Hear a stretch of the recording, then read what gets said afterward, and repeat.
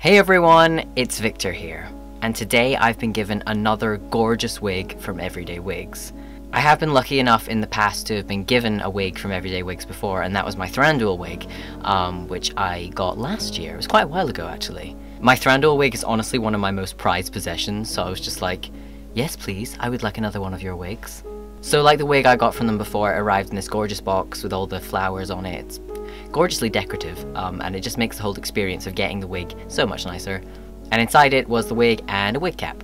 So I trimmed the lace, and I have it here.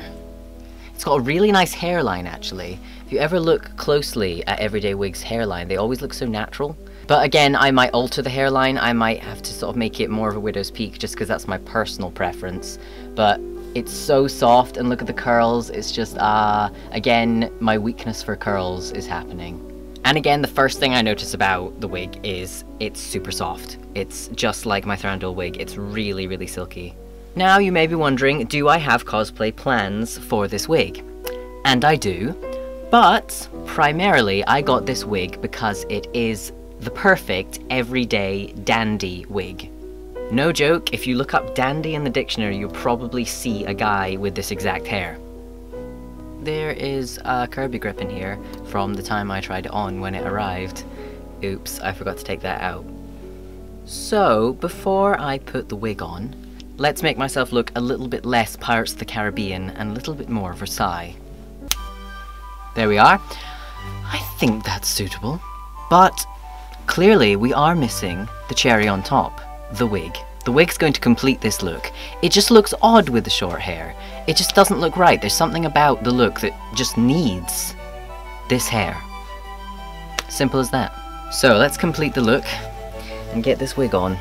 I have to say I'm actually already overheating a lot. It's very sunny outside and I'm right by the window.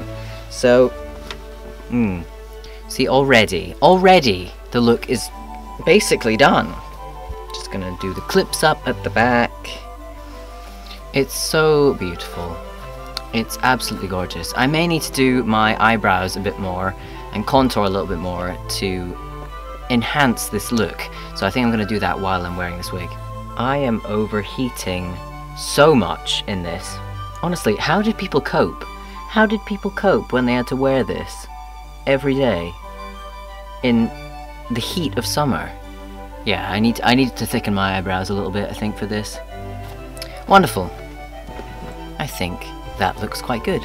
If the French aristocrat dandy look isn't really your thing, you could also go for a more musketeer type look. This wig works equally well for this look as well as the French aristocrat. I suppose it's because they're basically in the same time period, but the musketeers are basically badass musketeers, and the French aristocrats are dandies that can barely lift a teacup. It's funny how I relate more to the French aristocrats than I do the musketeers. I like looking like this, but I'm admittedly pathetic. I'd love to say I wasn't, but I'd be lying. So probably on my especially badass days when I want to look like I could actually shoot a gun, and not just a toy gun, then I would go for this. But at the end of the day, I have to say I'm much more of a French aristocrat kind of guy. This style of hair was particularly fashionable in the 17th century, although this particular wig actually might be a little bit shorter than men used to wear it in the 17th century, but this is kind of a manageable length. I'd say that, you know, if you're gonna go all out dandy, and you're gonna bring back dandyism in 2018, then this is probably the right length to go for. I think any longer it might be a bit difficult to manage. That's just my opinion, because I find long hair difficult to manage. You might be fine with it. But in the 17th century, it was the fashion for cavalier men to wear their hair like this, in ringlets. And although I am replicating more of the French style, this was a big thing in England for the cavaliers. The cavalier style was a huge stark contrast to the opposing side, which was the Roundheads, who were short hair, kind of boring clothes. The cavaliers were all about being flouncy and supporting the royals. They were the royalists. And obviously at the time, the monarch had hair like this. And there is a reason why I'm kind of giving you a history lesson here, because it got me thinking about men's fashion and how it's changed over the years. This was the height of manliness, and to me that's wonderful. I wish it was still the height of manliness, but for me this look is iconic. It's an iconic look, this cavalier, French dandy look. If we skip all the way over to France in the reign of King Louis XIV, aka the Sun King, who was the most extra king to ever have ruled France. Unsurprisingly, he had hair like this. He made himself into way more than a monarch. He tried to make himself into some kind of god. He glorified his reign in theatre, dance, music, and art. He was basically the ultimate diva, and admittedly he's a huge inspiration to me. But anyway, back to the reason why I'm talking about this. The fact is, men's fashion completely changed in its ideas after the Cavaliers lost to the Roundheads, and after the French Revolution. And let's be clear here, I am not a historian, okay? I'm just interested in this because it got me thinking, did this look die as the height of manliness because the Cavaliers lost and because the French Revolution went the way it did? It's just interesting to me. The fashion for men changed so drastically after the Roundheads won. Short hair, more boring clothes, less flamboyant attitudes. It's just interesting to think, what would have been different if it had gone the other way? Would this still be the kind of height of manliness? Would it be like the men that have the longest hair are the manliest of men? Would it be that short hair was the thing that people were like, oh, you have short hair? Would it be the done thing to talk about how you curl your hair at night and obsess over each other's embroidery? I mean, I'm not gonna lie, that would be pretty fab. But this is just pondering, really. I just thought it was interesting, considering that I suddenly realised this is the ultimate expression in dandy fashion for me. But it's something that completely died out. But you know what? I think we can bring it back. I think we should bring dandyism back. I know dandyism is a thing that's happening now, and that's great. I'm so happy about that.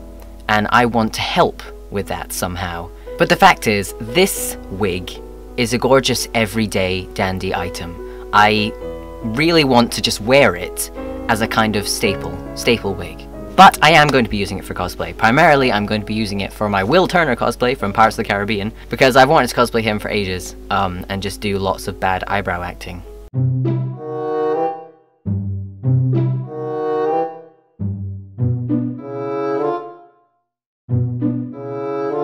But I'm so glad that long hair is becoming more of a fashion for men these days. Also, I realized I have not glued my wig down, as I've been... It's just, yeah, I haven't glued it down for the purposes of this video. I would normally do that. And it's so versatile, I feel like especially for cosplay, you could make this wig into a lot of different characters' wigs. I think it would really work well for Aragorn if you just made it a little bit more greasy looking. It would be great for Aragorn. But thank you, Everyday Wigs, and thank you for listening to me ramble about men's fashion and dandy hair.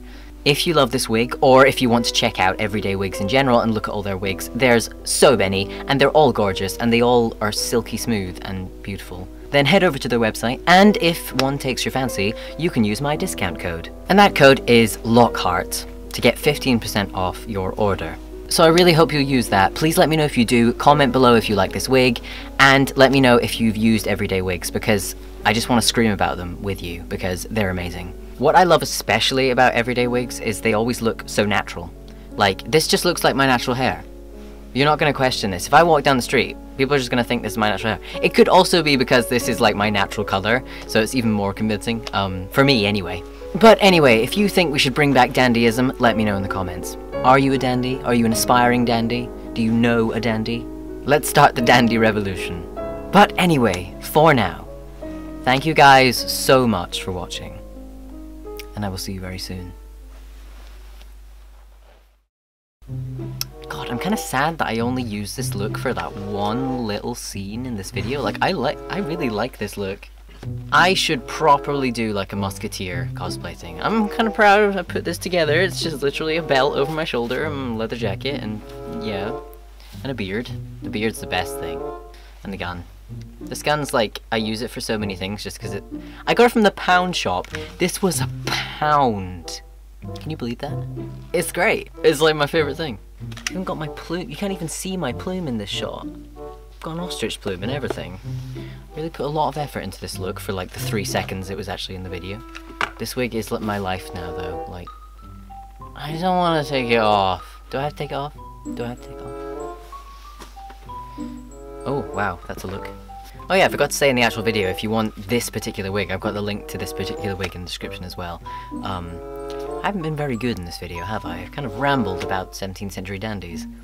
This is the end of the video. This should be where I'm not here, but I'm still here. Why am I still here? I should probably go and attend some very important royal business. I'll be off. Ta-ta.